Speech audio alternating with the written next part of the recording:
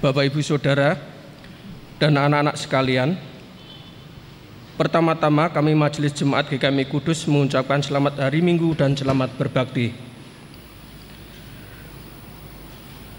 Berikut jadwal kebaktian pekan ini yang dapat jemaat ikuti baik secara daring atau online maupun secara tatap muka atau onsite. Pertama, Persekutuan Pemuda pada hari Sabtu tanggal 29 Januari 2022 pukul 6 petang di GKMI Rayon 2 dengan tema New You for New Year dan pelayan firman oleh Saudari Isabella Paulus. Kedua, kebaktian anak.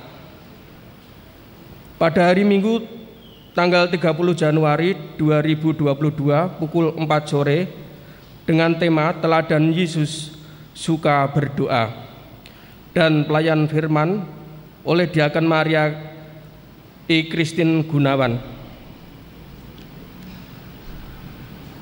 Kebaktian umum pada hari Minggu tanggal 30 Januari 2022 dengan tema Allah mengutus umatnya di GKMI Kudus Rayon 1 pada pukul 8 pagi dilayani oleh Pendeta Erik Sudarma dan pada pukul setengah 5 sore dilayani oleh Pendeta Setiawati. Di GKMI Kudus Rayon 2 pada pukul 8 pagi dilayani oleh Pendeta Setiawati. Jemaat juga dapat mengikuti dari rumah masing-masing melalui siaran radio komunitas Kumbaya 107.7 FM atau tayangan live di YouTube channel GKMI Kudus pada pukul 8 pagi. Selanjutnya, kita akan menyaksikan tayangan sosialisasi yang akan disampaikan oleh Panitia Pemilihan Panatua dan Diaken Majelis Jemaat GKMI Kudus. Demikian warta yang kami sampaikan. Untuk selengkapnya dapat jemaat simak dalam warta jemaat.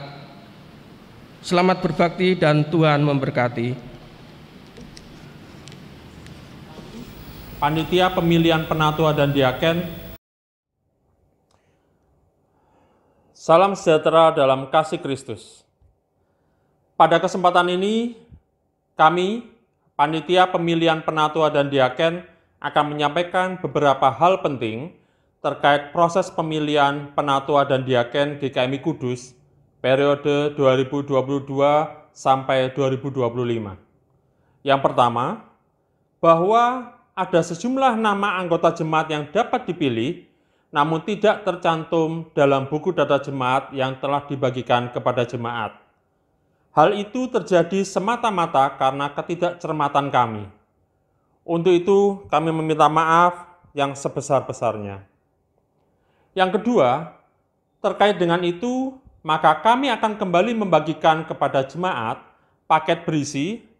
Yang pertama, buku petunjuk pemilihan penatua dan diaken. Yang kedua, jadwal pelaksanaan pemilihan penatua dan diaken. Yang ketiga, buku data jemaat yang telah diperbarui. Dan yang keempat, form pemilihan yang telah diperbarui seperti ini. Bedanya dengan paket sebelumnya adalah warnanya, yaitu kuning. Jadi, ini yang akan kita gunakan untuk memilih penatua dan diaken. Kami akan membagikannya melalui pengurus lingkungan mulai besok Senin 24 Januari 2022. Ketiga, kami mohon kepada saudara-saudara yang sudah mengisi dan mengembalikan formulir pemilihan, bersedia untuk mengisi kembali formulir pemilihan yang baru berdasarkan buku data jemaat yang baru, yaitu yang berwarna kuning, yang diisikan ke form pengisian yang baru yang berwarna kuning. Demikian juga bagi saudara-saudara yang belum mengisi dan mengembalikan formulir pemilihan, mohon mengisi formulir pemilihan yang baru berdasarkan buku data jemaat yang baru dan diisikan ke form pengisian yang baru. Keempat, agar saudara-saudara memiliki cukup waktu untuk memilih nama-nama yang akan dicalonkan dan mengisi formulir pemilihan, perhitungan suara akan kami undur ke tanggal 13 Februari 2022. Akhir kata, sekali lagi kami minta maaf atas ketidakcermatan kami, sehingga proses pemilihan penatua dan diaken menjadi lebih panjang. Doa dan harapan kami, saudara-saudara tetap mendukung dan terlibat aktif dalam peristiwa gereja yang sangat penting ini. Atas perhatian dan partisipasi saudara. Haleluya, pujilah Allah dalam tempat kudusnya. Pujilah Dia dalam cakrawalanya yang kuat. Mari kita datang menyembah Dia, Allah segala bangsa.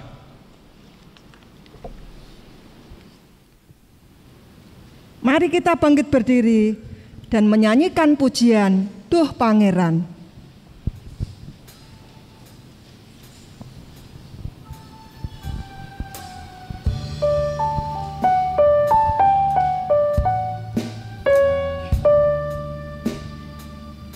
Duh Pangeran ingkang maha suci, kula sami marek tetunggilan, salir bangsa saluma ing bumi, ama muji dateng asma Tuhan. Oh Tuhanku, Raja Maha Suci, kami bersama datang sekutu, semua bangsa seluruh dunia bersama memuji nama Tuhan.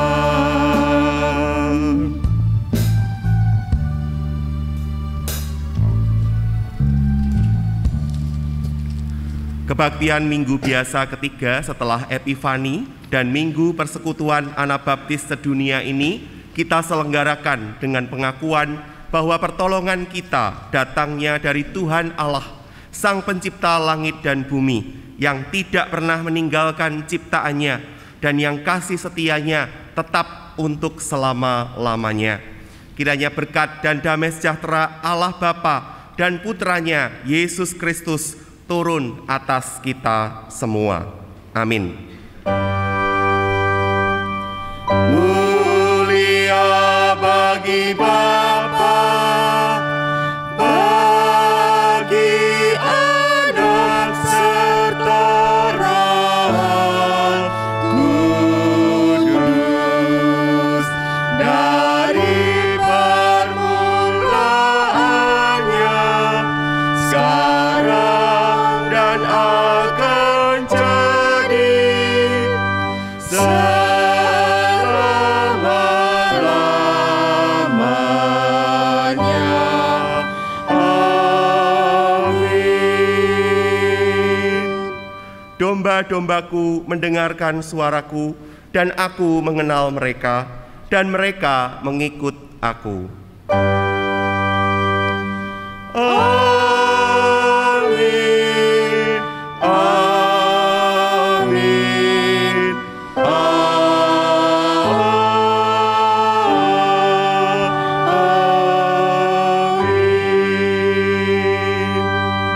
Silakan duduk. Selamat pagi dan selamat berbakti Bapak, Ibu, Saudara, dan anak-anak sekalian. Hari ini 23 Januari 2020 kita memasuki Minggu Biasa ketiga setelah Epifani.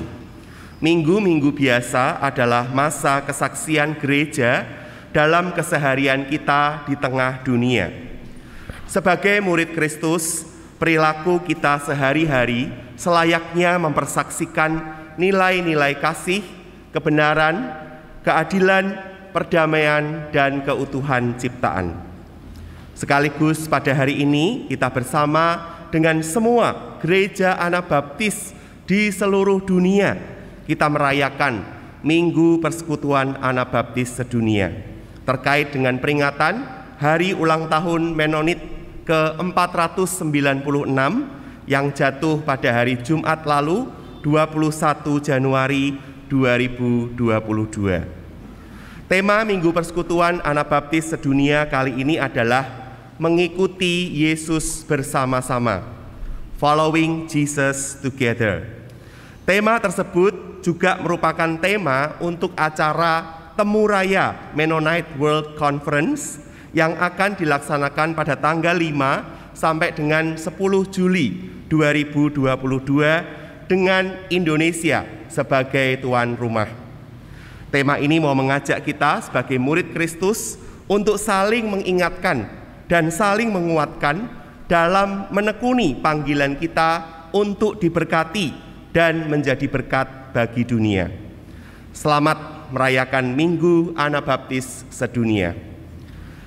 Tadi saudara kita telah mendengarkan penjelasan dari panitia pemilihan penatua dan diaken, khususnya tentang pembaruan buku data jemaat, karena ada sejumlah nama anggota jemaat yang dapat dipilih namun belum tercantum dalam buku data jemaat yang telah dibagikan kepada jemaat.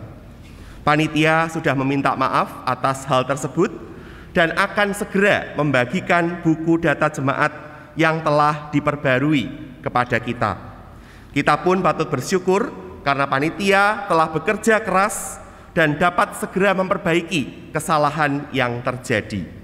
Karena itu, saudara, selayaknya kita terus mendukung dan berpartisipasi dalam proses pemilihan penatua dan diaken GKMI Kudus periode tahun 2022 sampai 2025. Baik kita yang sudah mengisi dan mengembalikan formulir pemilihan maupun kita yang belum mengisi, mari kita segera mengisi formulir pemilihan yang baru dengan nama-nama yang dapat kita pilih dari buku data jemaat yang telah diperbarui, yang tadi ditunjukkan oleh Pak Rudi, ya, berwarna kuning, ya, formulirnya. Kalau tadinya warnanya putih, maka formulir yang baru itu berwarna kuning. Dan Bapak Ibu bisa memasukkannya ke dalam kotak pemilihan sebelum penghitungan suara pada tanggal 13 Februari 2022. Terima kasih atas perhatian dan partisipasi saudara sekalian. Yang terakhir, pada kesempatan ini apakah ada di antara saudara-saudari sekalian ini yang baru pertama kali mengikuti kebaktian umum di GKMI Kudus? Apakah ada Bapak Ibu? Jika ada, kami rindu saudara-saudara bisa berdiri di tempat untuk kami bisa menyambutnya. Baik, tidak apa-apa, mari kita bersama-sama bangkit berdiri, kita berikan salam damai satu sama lain. Salam damai. Silakan duduk.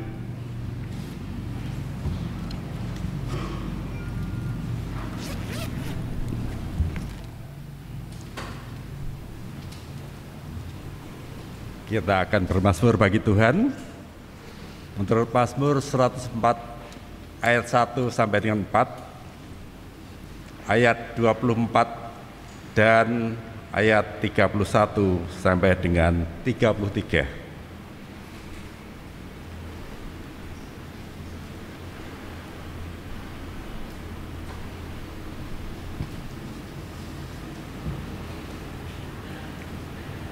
Pujilah Tuhan, hai jiwaku.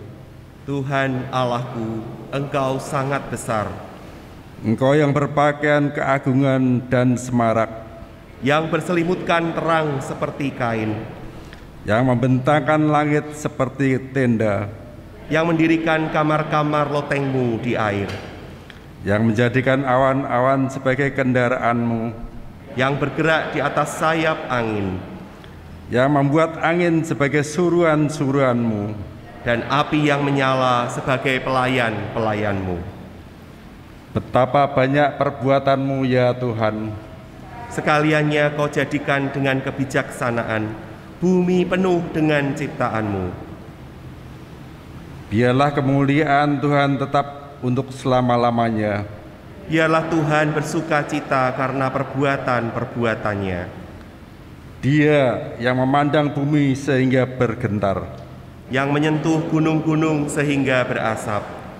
Aku hendak menyanyi bagi Tuhan selama aku hidup. Aku hendak bermazmur bagi Allahku selagi aku ada.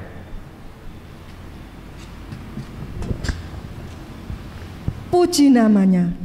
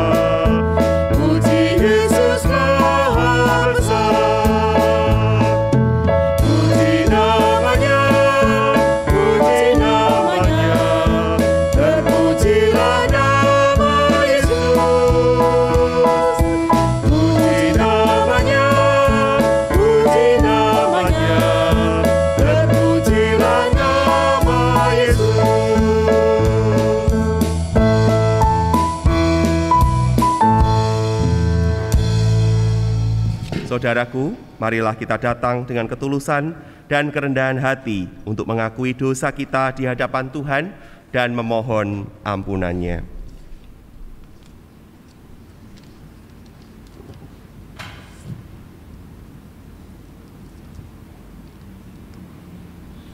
Bapa yang Maha Kudus, kepadamu kami datang dan mengakui segala pelanggaran dan dosa yang telah kami perbuat.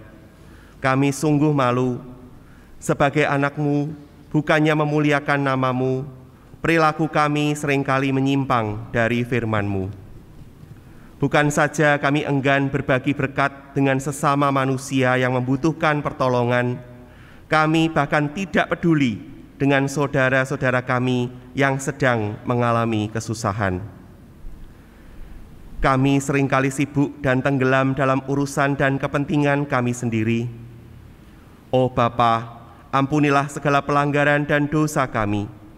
Sucikanlah dan perbaruilah kembali hati kami dengan kasih dan kebenaran Kristus, sehingga selanjutnya kami dapat peduli dan mampu berbela rasa dengan mereka yang membutuhkan pertolongan dan sedang mengalami kesusahan, khususnya saudara-saudara kami seiman.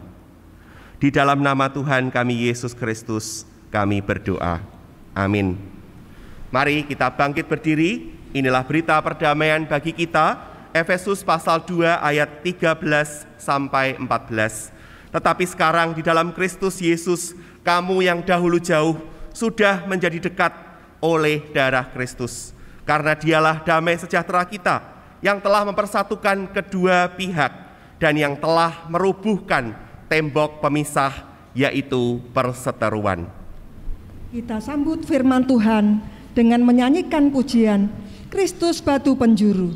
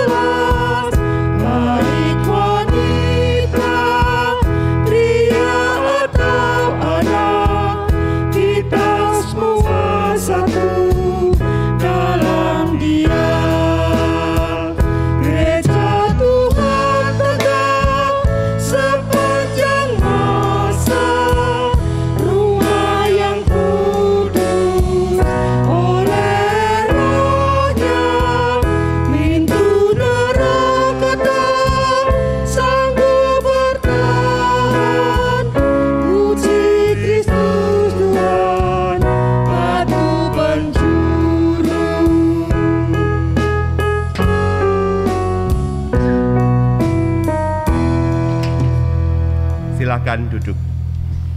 Kita akan bersama-sama menyaksikan persembahan pujian dari Konoralma Voice dengan judul Seindah Siang Disinari Terang.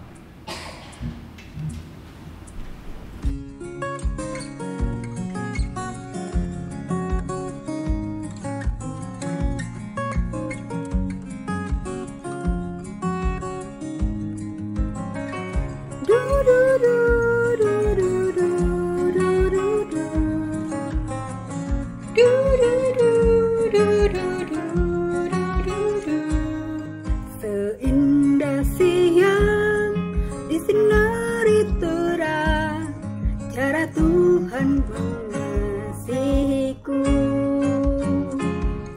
Seindah petang dengan angin sejuk, cara Tuhan mengasihiku.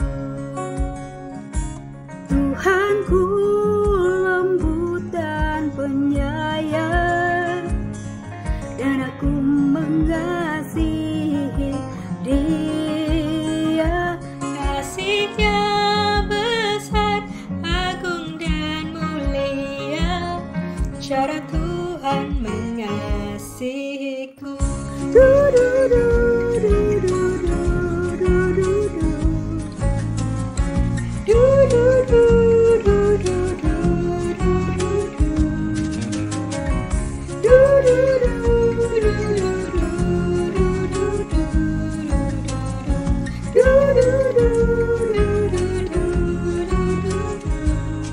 Sedalamnya laut, seluas angkasa, cara Tuhan mengasihiku. Seharum kembang yang tetap semerbak, cara Tuhan mengasihiku. Damai-Nya tetap besertaku, dan surgalah pengharapanku. Hidupku tentram, ku nikmati penuh, cara Tuhan mengasihiku. Tuhanku lembut dan penyayang, dan aku mengasihi Dia. Kasih-Nya besar, agung dan mulia, cara Tuhan mengasihiku.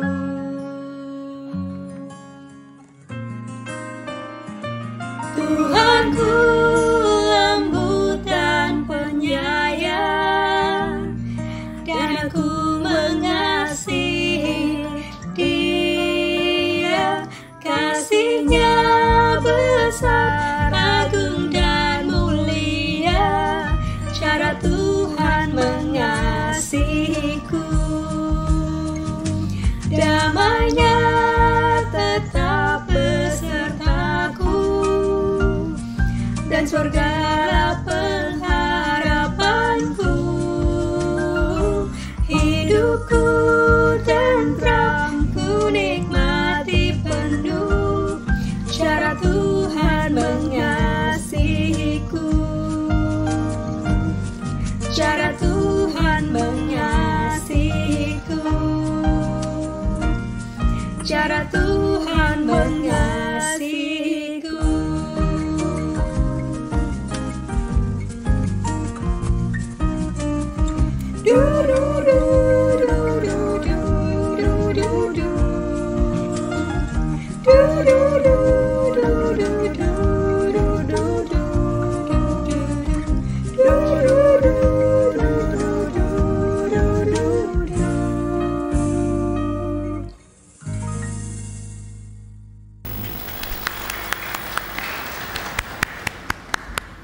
Baik, terima kasih untuk persembahan pujian yang telah disampaikan oleh Konoralma Voice. Kiranya boleh mengingatkan setiap kita ya bahwa kasih Tuhan senantiasa indah dalam kehidupan kita.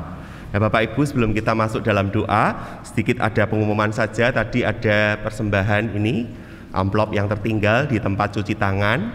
Jadi mungkin sebaiknya langsung saja nanti dimasukkan ke kotak saja ya Bapak Ibu ya. Jadi bagi yang tadi merasa tertinggal, mungkin tidak perlu mencari, toh pastinya Bapak Ibu ingin memasukkan amplop ini ke dalam kotak persembahan. Ya. Baik, mari kita masuk dalam doa, mohon pengertian akan firman-Nya. Bapa di surga, kami bersyukur untuk kasih setiamu di dalam kehidupan kami. Terima kasih Tuhan, Kau telah memelihara kami sampai hari ini, dan saat ini kami pun boleh bersama-sama berhimpun untuk beribadah kepada Tuhan, memuji, meninggikan nama-Mu, juga untuk mendengarkan sabda firman Tuhan. Kami rindu hati dan hidup kami boleh diterangi oleh kebenaran firman Tuhan, sehingga kami boleh senantiasa hidup melakukan apa yang Tuhan kehendaki supaya kami kerjakan di dalam hidup kami.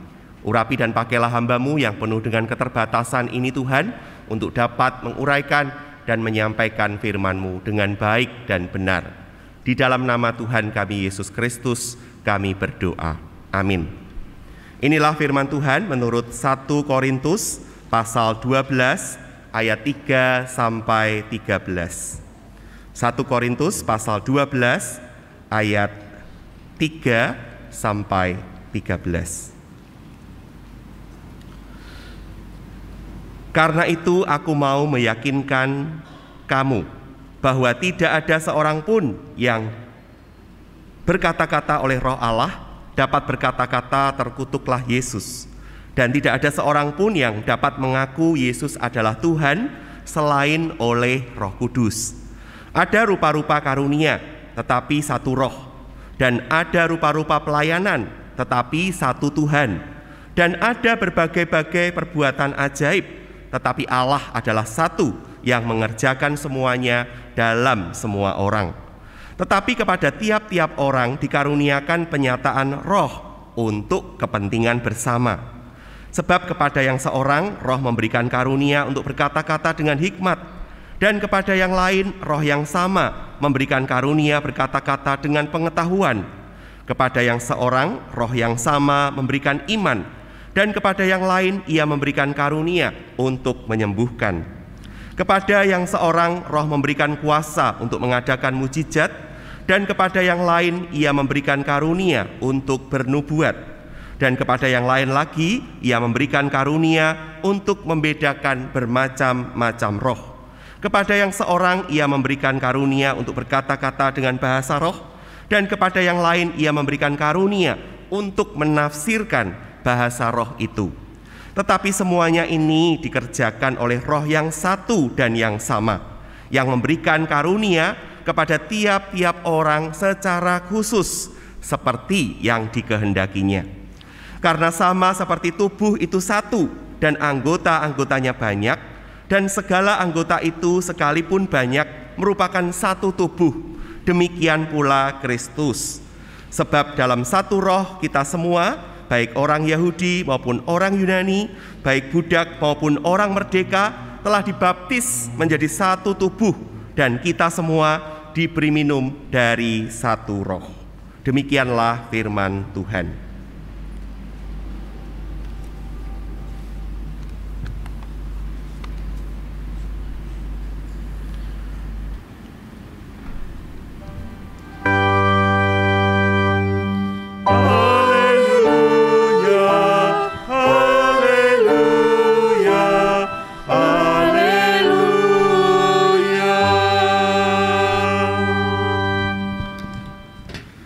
Saudaraku yang dikasihi Tuhan, bulan Desember tahun 2021 yang lalu tentunya banyak karyawan mendapatkan THR, ya, tunjangan hari raya.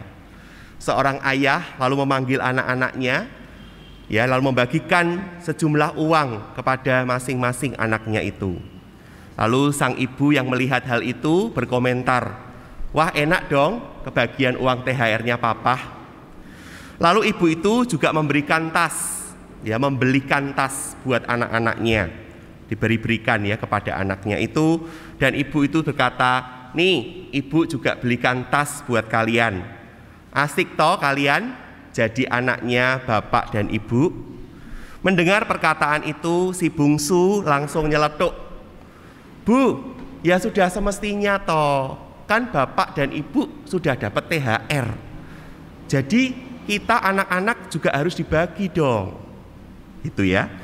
Nah, mendengar, lalu kemudian dia juga berkata ya, anak bungsu itu berkata, kalau seseorang itu sudah diberkati ya, maka orang itu harusnya memberkati orang lain juga. Nah, mendengar komentar itu, maka sang ibu hanya tersenyum, menunduk ya, mungkin malu begitu. Nah, saudara, kita sudah sering mendengar frase diberkati untuk menjadi berkat. Ya, sudah sering kita mendengar itu. Bahkan mungkin kita sendiri memakainya di dalam ucapan perkataan kita sehari-hari, atau bahkan kita sisipkan juga di dalam doa-doa kita. Namun sadarkah kita, saudara, bahwa sesungguhnya diberkati untuk menjadi berkat itu adalah panggilan setiap orang percaya. Nah, bagaimanakah kita ini bisa mewujudkan hal itu?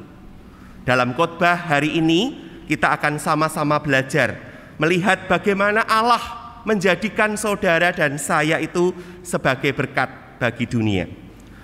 Kita kembali kepada kisah ketika Abraham dipanggil oleh Allah yang dituliskan di dalam Kejadian pasal 12 ayat 1 sampai 5. Pada waktu itu Allah memanggil Abraham untuk pergi meninggalkan negeri dan keluarganya.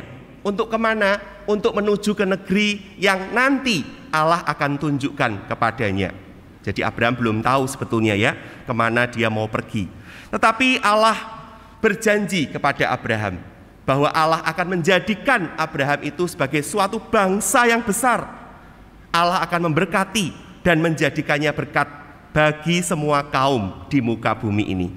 Dalam panggilan itu juga tercakup janji hadirnya seorang keturunan yang akan membuat semua bangsa di muka bumi itu mendapatkan berkat. Saudara bisa baca di dalam Kejadian 12 ayat 7. Dan itu menjadi salah satu bacaan leksionari kita pada hari ini. Dan di dalam surat Galatia pasal 3 ayat 16, Rasul Paulus menyatakan bahwa janji tersebut, janji bahwa keturunan Abraham akan membuat semua bangsa itu mendapat berkat, itu digenapi secara sempurna di dalam pribadi Yesus Kristus yang adalah anak Allah. Dialah keturunan Abraham yang olehnya semua bangsa akan mendapatkan berkat. Maka oleh iman kepada Yesus Kristus, kita pun terhisap ke dalam panggilan Allah atas Abraham. Yaitu panggilan apa? Panggilan untuk diberkati dan menjadi berkat bagi dunia. Nah, ini penting saudara ya. Jadi kita semua, saudara dan saya, kita terhisap ke dalam panggilan Allah atas Abraham ini, yaitu panggilan untuk diberkati dan menjadi berkat bagi dunia. Tema di Minggu Persekutuan Anabaptis Sedunia pagi ini adalah mengikuti Yesus bersama-sama. Artinya apa saudara? Artinya sebagai sesama murid-murid Kristus ini, kita ini harus saling mengingatkan. Kita harus saling menguatkan di dalam menekuni panggilan itu tadi, yaitu diberkati dan menjadi berkat. Kembali pertanyaannya saudara adalah bagaimana Allah menjadikan saudara dan saya ini berkat bagi dunia? Bagaimana caranya? Nah, yang pertama saudara, jawabannya diberikan oleh nats utama kita di dalam 1 Korintus pasal 12 ayat 3 sampai 13 yang baru saja kita baca tadi. Allah memberkati kita dengan cara apa? Dengan cara mengaruniakan Roh Kudus kepada setiap kita. Dan Roh Kudus itulah yang membangkitkan iman di dalam hati kita sehingga kita bisa percaya kepada Yesus. Di ayat 3 dituliskan, tidak ada seorang pun yang dapat mengaku Yesus adalah Tuhan selain oleh Roh Kudus. Jadi saudara, kita selalu perlu ingat ya, bahwa kalau saudara dan saya kita ini bisa percaya kepada Tuhan, kita bisa menjadi pengikut-pengikut Kristus, itu adalah karena karya Roh Kudus di dalam diri saudara dan saya. Nah, bukan hanya itu saudara, Roh Kudus juga memberdayakan kita dengan cara bagaimana? Dengan cara memberikan karunia-karunia tertentu untuk dipakai, bukan demi kepentingan diri sendiri, tetapi untuk kepentingan bersama. Seperti yang kita bisa baca dalam bacaan kita tadi di ayat 7, dikatakan kepada tiap-tiap orang dikaruniakan penyataan roh untuk kepentingan bersama. Berbicara tentang karunia ini, saudara, sangat penting bagi kita untuk ingat dua hal ya. Yang pertama, karunia roh itu banyak. Apa yang disebutkan di sini menjadi contoh, saudara ya. Tetapi apakah hanya ini? Tidak. Karunia-karunia roh itu banyak dan berbeda-beda. Kendati demikian, karunia ini dikerjakan oleh roh yang satu dan yang sama, yaitu Roh Kudus. Ya, saudara bisa lihat di ayat 4 dan 11. Dan kepada tiap-tiap orang dikatakan secara khusus, karunia itu diberikan secara khusus seperti yang dikehendakinya. Nah, artinya apa, saudara? Artinya tidak ada seorang pun atau kelompok manapun yang bisa merasa bangga akan dirinya dan merasa kelompok mereka itu lebih hebat, kelompok mereka itu lebih dewasa secara rohani, kelompok mereka itu lebih diperkenan Tuhan daripada kelompok-kelompok yang lain. Dan itulah yang memang terjadi, saudara, di dalam kehidupan jemaat di Korintus pada waktu itu. Karena mereka merasa dengan memiliki karunia-karunia tertentu, mereka merasa lebih hebat dari yang lain. Mereka merasa bahwa Tuhan lebih suka sama aku yang punya karunia ini daripada sama kamu. Itu yang terjadi, saudara, pada waktu itu. Nah, pada saat yang sama, saudara, tidak seorang pun juga boleh merasa iri atau dengki ketika melihat ada saudara di dalam jemaat yang bisa punya karunia yang tidak kita punyai. Misalnya ya, saya melihat, oh, Bapak itu kok punya karunia untuk menyembuhkan ya. Wah, Bapak itu kalau bicara itu wah sangat berhikmat sekali ya. Tapi kenapa ya kok aku nggak seperti itu? Orang mulai minder, saudara ya. Lalu mulai iri hati. Nah, itulah, saudara, kita tidak sepatutnya punya perasaan seperti itu. Mengapa, saudara? Karena ini pemberian Roh Kudus. Jadi kalau Roh Kudus memberikan kepada kita, ya kita bersyukur. Tapi kalau tidak, ya nggak apa-apa juga. Kan terserah yang Roh Kudus yang memberi, saudara ya. Jadi kita minta boleh, saudara, boleh. Minta karunia tertentu boleh. Tapi apabila tidak diberi, tidak apa-apa. Yang pasti, saudara, kepada tiap-tiap orang percaya, kita itu pasti diberi satu karunia. Ya, sehingga kita nggak boleh iri, saudara ya. Nggak boleh iri, nggak boleh minder. Dan pada saat yang sama tidak juga boleh merasa sombong atau pongah. Seorang yang bernama Rubinstein, dia adalah seorang pianis yang sangat besar gitu ya di dalam kehidupan kita ini. Dia pernah berkata begini, I am the luckiest person I ever know in this world. Saya adalah orang paling beruntung yang pernah saya kenal di dunia. Nah, saudara, kalau kita mendengar kalimat yang diucapkan oleh Rubinstein ini, maka mungkin kita berpikir, wah, dia kok sombong sekali. Padahal enggak, saudara. Justru Rubinstein berkata seperti itu karena dia sungguh-sungguh mengenal, dia sungguh-sungguh bisa menerima dirinya dengan sangat baik. Dia tahu apa karunianya. Dia sadar atas anugerah Allah terhadap dirinya. Nah, saudara, orang yang menghargai dirinya sendiri, ya, itu dapat menghargai orang lain. Sekali lagi, saudara, orang yang menghargai dirinya sendiri, dia dapat menghargai orang lain. Sayangnya, saudara, banyak orang itu tidak bisa menghargai orang lain. Nah, karena mereka tidak bisa menghargai orang lain, maka itu berarti mereka tidak menghargai dirinya sendiri. Yang pertama itu ya, saudara. Yang kedua, kita bicara soal karunia. Karunia itu bukan dipakai untuk kepentingan diri sendiri, melainkan dipakai untuk kepentingan bersama. Karunia yang berbeda-beda itu diberikan bukan untuk keuntungan atau kesenangan diri sendiri bagi orang yang menerimanya itu, tidak. Tetapi karunia itu adalah bagi kebaikan bersama di dalam komunitas. Saudara, di ayat 12, Rasul Paulus di sini menggunakan sebuah imaji, sebuah metafor, yaitu tubuh. Dia mengatakan bahwa gereja atau jemaat itu seperti tubuh. Nah, menurut beberapa sarjana Alkitab, Fitzmyer dan Wim Perkins yang menulis komentari untuk 1 Korintus ini, dia menuliskan bahwa Paulus di sini meminjam ide dari filsafat Yunani kuno yang memandang bahwa negara atau masyarakat sipil itu dipahaminya sebagai politik tubuh. Dan ini terbukti dengan adanya tulisan-tulisan politis yang beredar pada waktu itu. Pemahamannya seperti ini, saudara. Jadi warga negara atau tentara itu dilihat sebagai bagian dari tubuh, bagian dari negara, sebuah negara, begitu ya.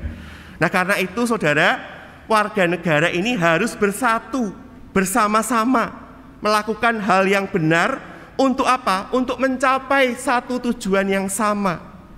Entah itu tujuannya untuk keadilan, untuk perdamaian, untuk kemakmuran, untuk kesejahteraan, apapun itu. Ya, jadi warga-warga negara yang adalah anggota dari sebuah negara, ya, itu harus bersama-sama berjuang mencapai satu tujuan.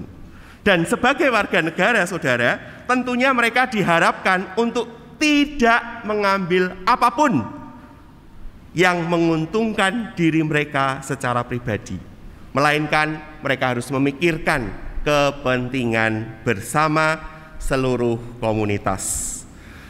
Nah, saudara, dengan pemahaman seperti itu, saya kemudian berpikir-pikir ya, seandainya setiap warga negara di negeri kita ini punya pola pemikiran seperti itu, pastilah negeri kita ini akan menjadi lebih cepat maju dan lebih cepat berkembang. Sayangnya dalam realitas kehidupan kita yang terjadi tidak seperti itu. Orang-orang justru memanfaatkan, mengambil kesempatan dalam kesempitan untuk mengeruk kekayaan sebanyak-banyaknya demi kepentingan diri pribadinya sendiri.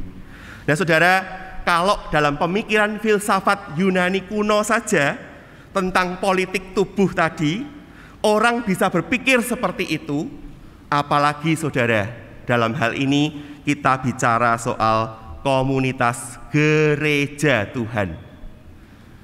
Saudara ingat ya, gereja Tuhan. Saudara semua orang-orang percaya diberi karunia, tapi karunia itu tidak selayaknya dipakai untuk kepentingan diri sendiri, tidak. Tapi karunia-karunia yang saudara punya itu harus saudara pakai untuk kebaikan, untuk kepentingan bersama di dalam komunitas. Nah, maka saudara tidak bisa tangan berkata karena aku bukan kaki, maka aku bukan anggota tubuh. Benarkah demikian? Sebaliknya, kaki juga tidak bisa berkata karena aku ini bukan tangan, maka aku bukan merupakan tubuh, bukan anggota tubuh. Benarkah seperti itu? Andai kata semua tubuh itu adalah mata, saudara, di manakah pendengaran? Andai kata seluruhnya tubuh itu adalah telinga, di manakah penciuman? Nah, saudara, maka sangat penting sekali ya dalam kehidupan gereja itu yang perlu terjadi bukan keseragaman, bukan uniformity, tetapi yang perlu adalah unity, tetapi in diversity. Satu meskipun beda-beda. Ya, beda-bedanya tetap perlu dihargai, saudara. Jangan dibuat harus podo kabeh seragam. Tidak bisa, saudara ya. Itu justru malah makin mengkerdilkan ya. Nah, karena itu sekali lagi saudara, sebagai sesama murid Kristus, mari kita saling mengingatkan, saling menguatkan di dalam kita memelihara iman kita kepada Yesus Kristus, dan kita saling melayani satu sama lain dengan karunia yang ada pada diri kita. Jawaban kedua, saudara, diberikan oleh bacaan Injil kita pada hari ini, yaitu dari Yohanes pasal 20 ayat 19 sampai 23. Di situ dituturkan bagaimana Yesus setelah dia bangkit dari antara orang mati, Yesus menjumpai murid-muridnya yang telah meninggalkannya seorang diri untuk menjalani sengsara salib. Tujuan Yesus menjumpai murid-muridnya itu bukan untuk mengecam, bukan untuk menyalahkan. Loh, kemana kamu? Waktu aku disalib kok kamu tidak ada? Kamu takut ya? Dasar penakut. Oh tidak, saudara ya. Yesus datang kepada murid-muridnya itu justru untuk membawa damai sejahtera. Yesus datang kepada mereka itu untuk menyampaikan pengampunan atas dosa mereka. Dan kemudian Yesus mengutus murid-muridnya itu dengan kuasa Roh Kudus untuk mengampuni dosa orang lain. Karena itu saudara, kita perlu ya juga untuk meneladan Kristus. Dengan cara apa? Dengan cara belajar mengampuni orang lain. Saudara, ada sebuah cerita di mana seorang penyintas kekerasan domestik, dia adalah seorang perempuan yang pada waktu dia tinggal bersama dengan orang tuanya, dia itu sering mengalami kekerasan, saudara ya, oleh orang tuanya. Baik itu secara verbal ya, dikata-katain begitu ya, atau juga secara fisik. Nah, maka si anak perempuan ini nggak tahan, dia di rumah terus. Maka dia lalu pergi meninggalkan rumah. Selang beberapa tahun kemudian, si anak ini entah bagaimana dia mendengar kabar bahwa mamahnya itu orang yang termasuk yang sering nyakiti dia pada waktu dia masih kecil itu sakit, saudara ya. Mamahnya itu terkena beberapa penyakit stroke yang membuat mamahnya ini tidak bisa bicara, tidak bisa komunikasi, dan termasuk juga mamahnya tentu tidak bisa merawat dirinya sendiri. Karena itu saudara, karena memang tidak ada siapapun yang bisa membantu, maka si anak gadis ini pulang kembali ke rumah. Ya, padahal sudah beberapa tahun dia meninggalkan rumah. Dia tidak tahan ya, karena dia diperlakukan dengan kasar dan keras. Dia pulang ke rumah, dia duduk di sebelah ranjang mamahnya itu, dan dia melayani mamahnya. Dia mulai merawat mamahnya. Dia membacakan buku-buku untuk mamahnya itu. Dan melalui semua itu saudara, dia menyaksikan rasa benci, rasa dendam yang saya punya itu tiba-tiba seperti luruh. Tidak lagi saya punya rasa benci dan dendam itu. Dan itu semua digantikan dengan pengampunan dan kasih. Nah saudara, bicara soal pengampunan itu, tradisinya ya, biasanya orang yang harus datang siapa saudara? Orang yang salah, bukan? Orang yang sudah berbuat salah datang dulu dong. Datang dulu minta maaf, minta ampun sama saya, baru saya ampuni. Kalau kita cukup baik ya tentu kita maafkan ya. Tapi sekali lagi, inisiatifnya itu harus datang dari orang yang mencari pengampunan. Dia yang bersalah duluan kok, dia cari pengampunan ya. Nah ini saudara ternyata sangat berkebalikan dengan pernyataan Alkitab ya. Allah adalah pihak yang disakiti. Allah adalah pihak yang disalahi. Tetapi justru Allah yang mengambil langkah pertama. Dan Allah terus-menerus berusaha membuat kita sekalian ini menerima pengampunannya. Kebenarannya maka ada dua saudara. Kita harus segera datang untuk menerima tawaran pengampunan yang diberikan Allah itu. Dan yang kedua, saudara dan saya, kita harus juga mengambil langkah untuk apa? Untuk kita mengampuni mereka yang berhutang kepada kita. Mereka yang tiap minggu, saudara dan saya, kalau kita berdoa Bapa kami, kita mengatakan, ampunilah kami seperti kami mengampuni orang yang bersalah kepada kami. Ampunilah kami, ya kita minta pada Tuhan, seperti kami mengampuni juga orang-orang yang bersalah kepada kami. Pengampunan terdalam saudara terjadi saat pengampunan itu diprakarsai. Pengampunan itu direncanakan justru oleh orang yang disalahi. Nah, ini satu pemahaman yang saya kira menarik ya saudara ya. Kalau tadi sekali lagi ya, pemahaman umum kan kita mintanya orang lain yang minta maaf dulu. Lah dia yang salah Pak. Dia harusnya minta maaf dulu sama saya. Tapi Allah tidak begitu saudara. Ya Allah datang, Allah yang justru menawarkan nih pengampunan buat kamu. Nah itulah saudara yang Kristus lakukan buat saudara dan saya. Dia rela disalibkan supaya dosa-dosa kita diampuni. Dapatkah kita berbuat hal yang sama? Pantas kalau seorang penulis dan ahli etika Kristen yang bernama Louis Medes, dia pernah berkata demikian, to forgive is to set a prisoner free. To forgive is to set a prisoner free and discover that the prisoner was you. Mengampuni itu membebaskan seorang tahanan dan mendapati bahwa tahanan itu ternyata adalah diri saudara dan saya. Amin. Kiranya Tuhan menolong kita sekalian untuk sungguh-sungguh boleh menggunakan karunia bagi melayani gereja, bagi satu sama lain, dan mari kita terus belajar untuk mengampuni sesama kita. Terpujilah nama Tuhan.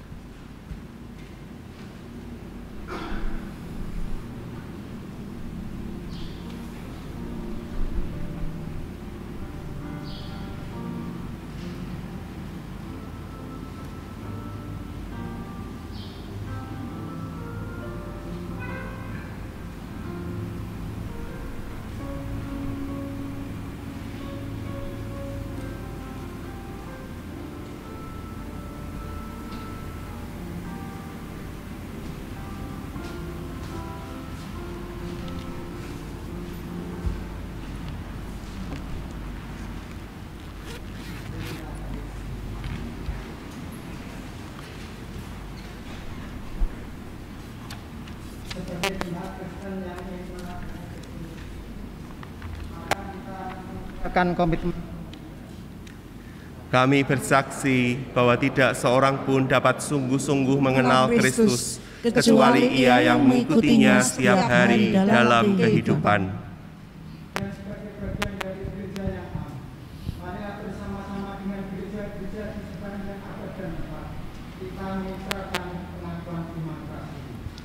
Aku percaya kepada Allah, Bapa yang Maha Kuasa, Khalik langit dan bumi, dan kepada Yesus Kristus, Anaknya yang tunggal Tuhan kita, yang dikandung dari Roh Kudus, lahir dari anak darah Maria, yang menderita sengsara di bawah pemerintahan Pontius Pilatus, disalibkan, mati dan dikuburkan, turun ke alam maut.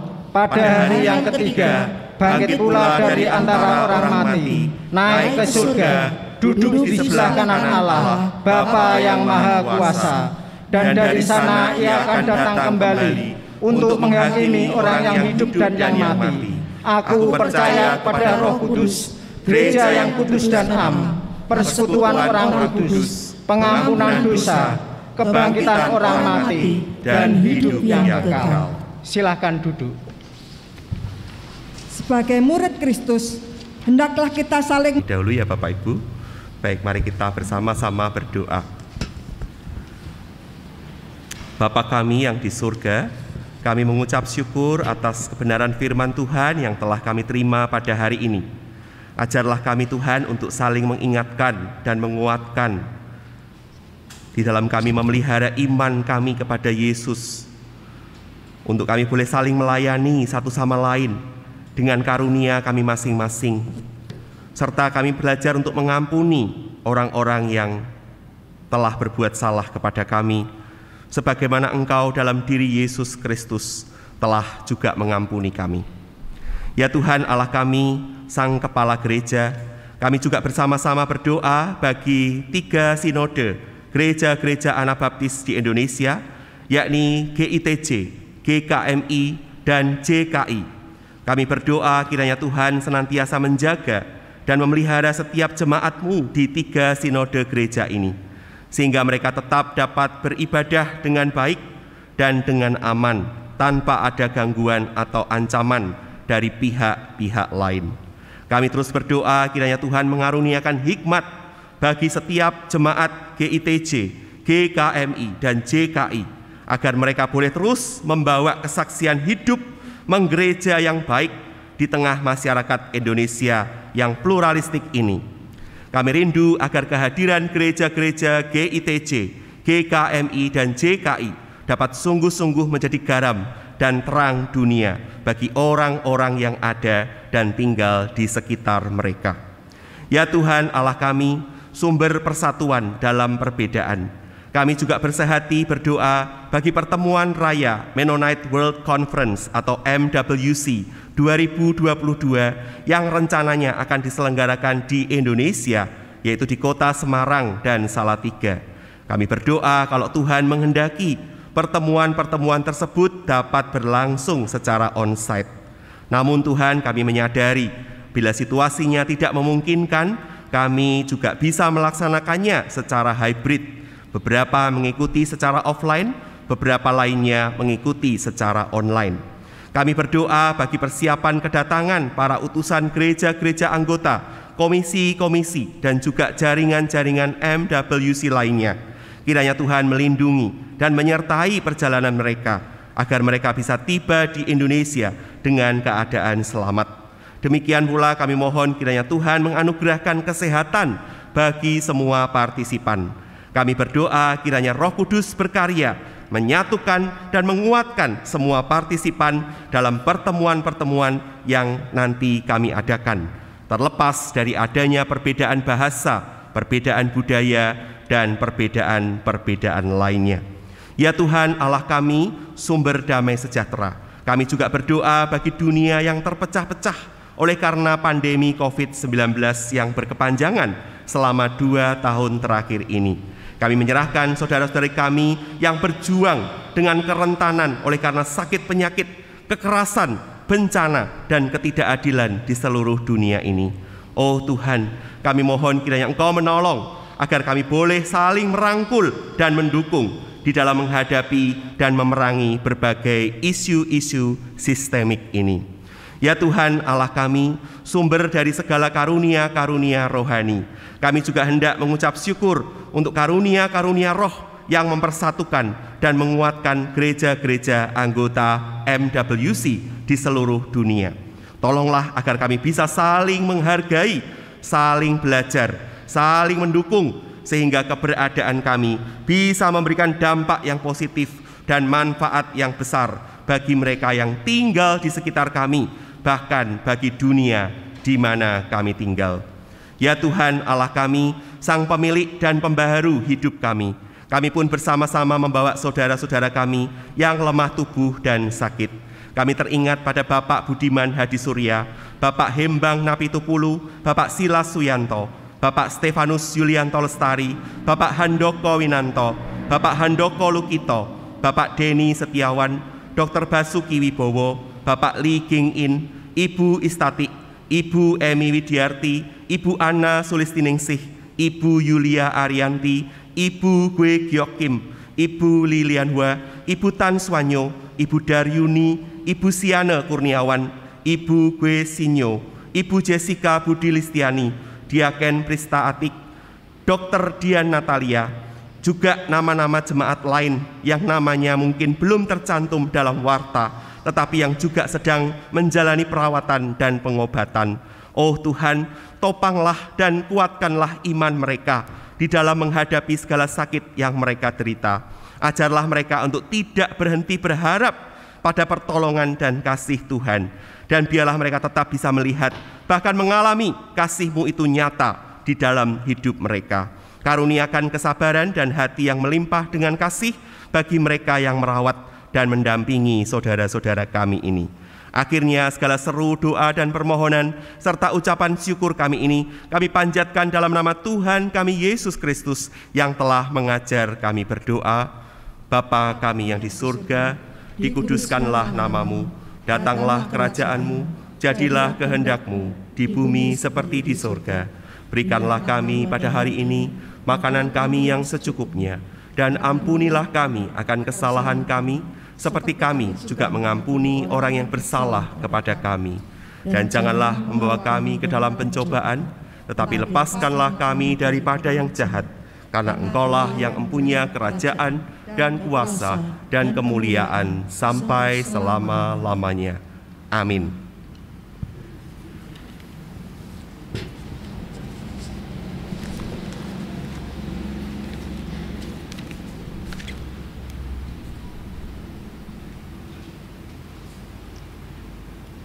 Saudaraku, hendaklah kita memberikan persembahan sebagai wujud syukur kita atas kasih dan pemeliharaan Tuhan kepada kita.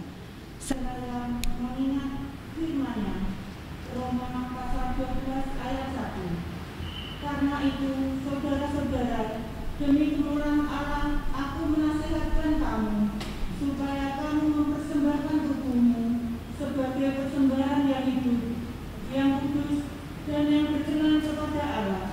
Itu adalah ibadahmu yang sejati. Dalam rangka Minggu Persekutuan Anak Baptis sedunia, persembahan kantong I atau istimewa dalam kebaktian umum hari ini akan kita berikan untuk pelayanan Mennonite World Conference atau MWC melalui Sinode GKRI. Persembahan dapat diserahkan saat kita mengakhiri kebaktian dan meninggalkan ruangan ini dengan memasukkannya ke kotak yang tersedia. Sedangkan jemaat yang beribadah dari rumah dapat menyerahkan persembahan dengan cara seperti biasanya. Mari kita berdoa.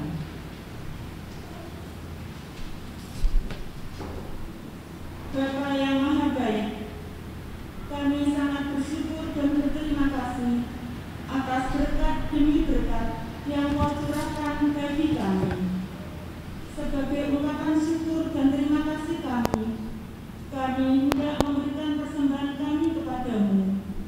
Kiranya Engkau berkenan menerima dan menyucikannya untuk pekerjaan-pekerjaan-Mu. Karuniakanlah hikmat dan kecakapan kepada majelis jemaat dalam mengelola dan menggunakan persembahan ini. Di dalam nama Tuhan kami Yesus Kristus, kami berdoa. Amin. Sebagai murid Kristus, hendaklah kita saling mengingatkan dan menguatkan untuk mengikut Yesus bersama-sama. Mari kita kumandangkan lagu Serikat Persaudaraan.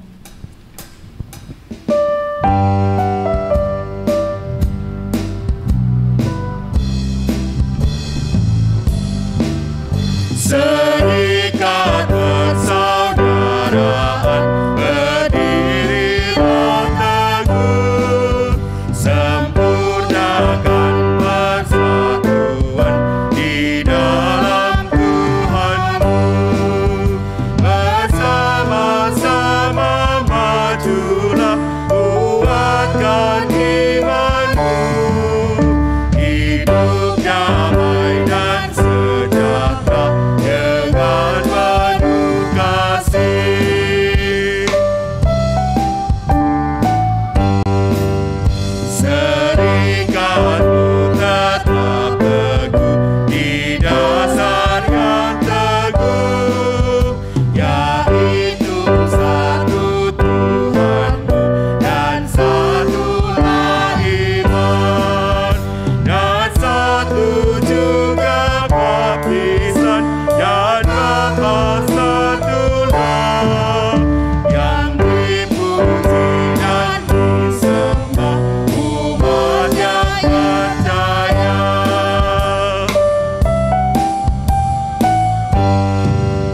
Dan masing-masing kamu pun diberi anugerah, supaya kamu bertekun dan rajin bekerja.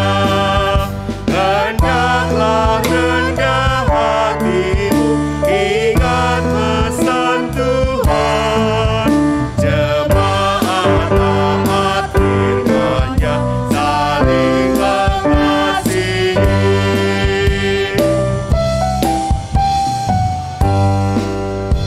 Mari kita bangkit berdiri, arahkanlah hatimu kepada Tuhan dan terimalah berkat-Nya. Maka Allah damai sejahtera yang oleh darah perjanjian yang kekal telah membawa kembali dari antara orang mati Gembala Agung segala domba, yaitu Yesus Tuhan kita, kiranya memperlengkapi kita dengan segala yang baik untuk melakukan kehendak-Nya dan mengerjakan di dalam kita apa yang berkenan kepadanya oleh Yesus Kristus. Bagi Dialah kemuliaan sampai selama-lamanya. Kepada Allah dipuji, semua makhluk di bumi.